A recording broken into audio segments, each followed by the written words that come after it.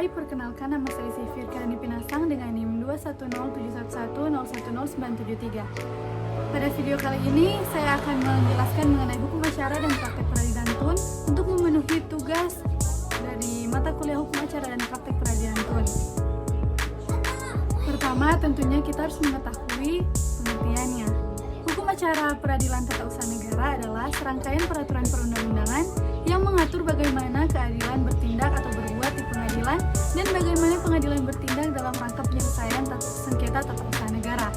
Peradilan tata usaha negara adalah pengadilan yang memeriksa dan memutus perkara tentang sengketa tata usaha negara antara badan atau pejabat tata usaha negara melawan badan hukum perdata atau orang perseorangan.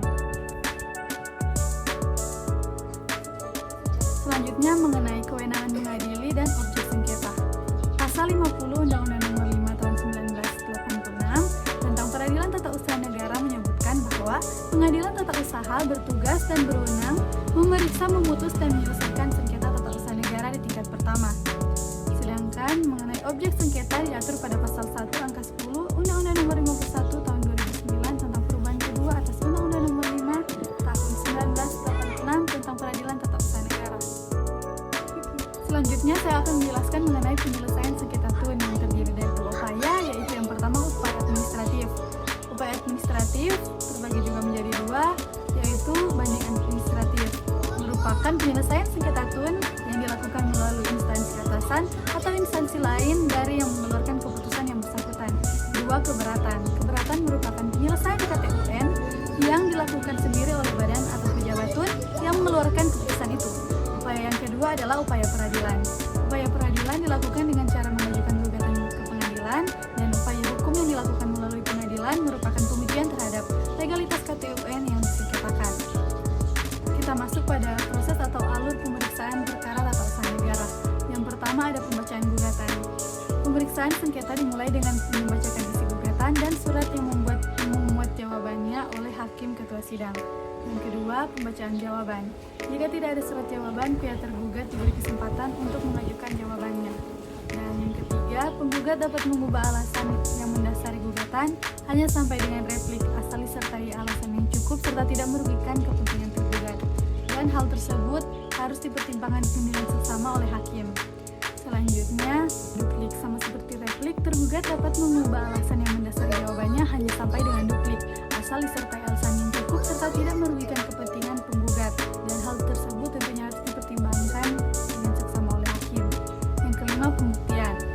Dalam pembuktian yang dapat dijadikan alat bukti adalah surat atau keterangan ahli, keterangan saksi, pengakuan para pihak, dan pengetahuan hakim. Selanjutnya, kesimpulan. Ketika pemeriksaan sengketa sudah diselesaikan, kedua belah pihak diberi kesempatan untuk mengemukakan pendapat yang terakhir berupa kesimpulan masing-masing. Selanjutnya, pembacaan putusan. Putusan pengadilan harus diucapkan dalam sidang terbuka untuk umum. Apabila salah satu pihak atau kedua belah pihak tidak hadir pada waktu putusan pengadilan diucapkan atas perintah hakim ketua sidang, salinan putusan itu disampaikan dengan surat tercatat kepada yang bersangkutan. Ketika tidak dipenuhi poin yang pertama, putusan pengadilan harus diucapkan dalam sidang terbuka untuk umum, maka berakibat putusan pengadilan tidak sah dan tidak mempunyai kekuatan hukum. Yang terakhir ada amar putusan.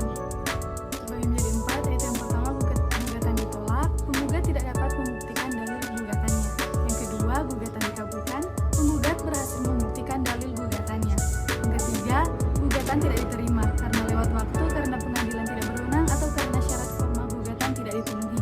Yang keempat, gugatan gugur, penggugat tidak hadir walaupun telah dipanggil secara patut. Selanjutnya adalah upaya hukum. Sarana hukum untuk melindungi kepentingan para pihak melalui upaya hukum meliputi 3, yaitu pertama banding, yang kedua kasasi, dan yang ketiga peninjauan kembali.